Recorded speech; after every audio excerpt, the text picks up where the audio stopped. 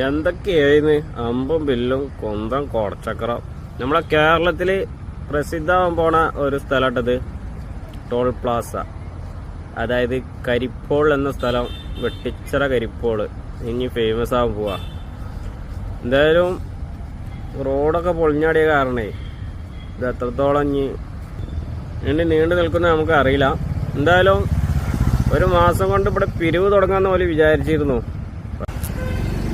എങ്ങനെയൊക്കെ പണിയെടുത്തിട്ട് ആൾക്കാരെയൊക്കെ ഒന്ന് ക്യാഷ് വാങ്ങാന്നുള്ളൊരു ചിന്ത ഉണ്ടായിരുന്നു.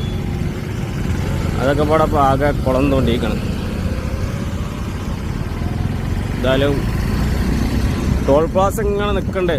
ഇനിയിപ്പോൾ എന്നാ റോഡ് ശരിയാവാണാവോ? സംഭവം ഇവിടെ സെറ്റപ്പാ ഉണ്ടോ? വർക്ക് കാര്യങ്ങളൊന്നും ഇല്ല ഇപ്പോൾ ഇവിടുത്തെ ഏകദേശം വർക്കൊക്കെ കഴിഞ്ഞിക്കണ്. തുറക്കാൻ വേണ്ടി കാത്തിക്കല്ലേ, ആ സമയത്തല്ലേ ഇത് വന്നാ പൊളിഞ്ഞാടിയായി. ഇനിയിപ്പോൾ എന്നാണാവല്ലേ? എന്തായാലും ശരിയാവട്ടെ.